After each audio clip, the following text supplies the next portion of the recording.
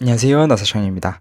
어제 정부가 세제 개편안을 발표했는데 그 안에 IS 계좌 내용도 들어있었습니다. 그것도 아주 안 좋은 내용으로요. 관련된 내용을 말씀드리고자 합니다. 문제는 크게 두 가지입니다. 첫 번째, 이제 납입 한도가 2월이 안 됩니다. 지금까지는 올해 못 채운 한도를 내년으로 넘겨서 채울 수 있었잖아요.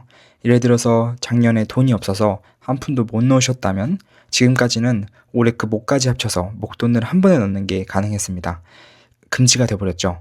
한 해에 넣을 수 있는 돈은 딱 그 한 해까지인 거고 이걸 모아뒀다가 나중에 목돈으로 한 번에 넣는 방법 자체가 사라졌습니다.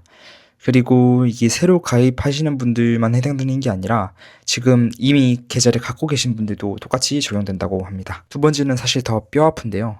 내년부터 새로 만드는 IS 계좌는 최대 계약 기간이 5년으로 딱 묶여버립니다.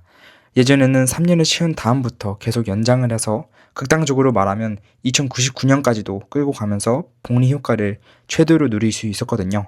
근데 이제는 그게 안 된다는 거죠. 제가 계획했던 시나리오도 다 무너진 느낌을 받았습니다. 솔직히 이번 개편안을 보면서 좀 기가 찼습니다. 부의 사다리를 걷어차는 느낌이랄까요? 그런데 이유를 보고 나면 더 헛웃음이 나옵니다. 장기 투자랑 적립식 투자를 지지하기 위해서라는데 장기 투자를 지지한다면서 오히려 계좌를 오래 못 굴리게 만드는 건 좀 아이러니하죠. 제가 보기엔 이번에 새로 만든 생산적 금융 IS라는 신생 계좌로 사람들을 유도하려는 의도가 커 보입니다. 자, 여기서 한 가지 정확히 짚고 넘어가야 될 부분이 있는데요. 이건 이제 정부가 이렇게 하겠다고 발표한 개편안이지 아직 국회를 통과해서 확정된 법은 아닙니다. 앞으로 심의 과정을 거쳐야 최종적으로 확정이 되는 건데, 그러니까 지금 당장 패닉이 빠져서 계좌를 해지하고 그러실 필요는 전혀 없습니다. 다만 방향성 자체는 이미 뚜렷하게 나온 상황이니까 미리 대비하는 건 맞다고 봅니다. 그렇다고 마냥 좌절만 하고 있을 수는 없잖아요. 먼저 제일 좋은 케이스는 기존 IS 계좌 만기를 이미 길게 잡아놓으신 분들입니다. 사실 처음에 만들 때는 2099년까지 만들어 둬라 이런 말이 있었는데 사실 그게 정답이었어요. 그냥 그분들은 지금처럼만 유지하면 됩니다. 문제는 만기가 얼마 안 남으신 분들이죠. 이분들은 지금 바로 연장 절차를 알아보셔야 합니다. 그런데 여기서 중요한 게 만기 연장은 IS 계좌 만기 3개월 전부터 신청이 가능하다는 점인데요. 그러니까 만약에 내년 중순이나 내후년쯤에 만기가 돌아오는 분이라면 지금 당장은 연장 신청이 안 될 수 있다는 겁니다. 이런 경우에는 해지 후 재가입이 유일한 방법이 될 가능성이 커 보입니다. 사실 제 계좌 만기 날짜가 좀 애매해서 직접 증권사 고객센터에 전화를 걸어봤는데요. 다행히 저는 내년 초에 만기가 끝날 예정이어서 올해 안에 연장이 가능하다는 답변을 받았습니다. 여러분들도 각자 계좌 만기가 언제인지, 지금 연장이 되는 상황인지 아닌지 꼭 직접 전화로 확인해 보시는 걸 추천드립니다.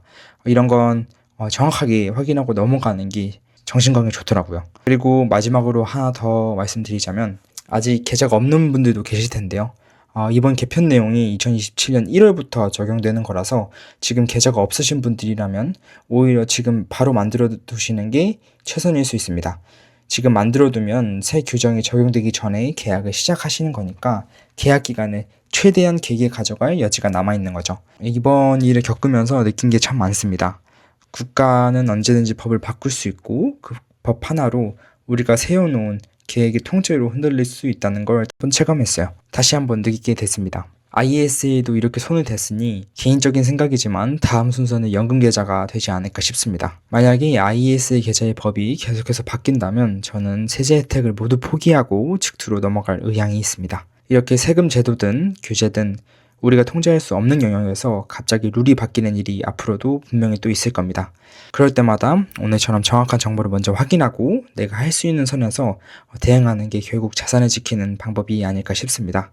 저도 그렇게 하나씩 배워가면서 여러분들과 같이 어떻게든 살아남아 보겠습니다. 오늘도 바쁜 하루에 영상 시청해주셔서 진심으로 감사드립니다.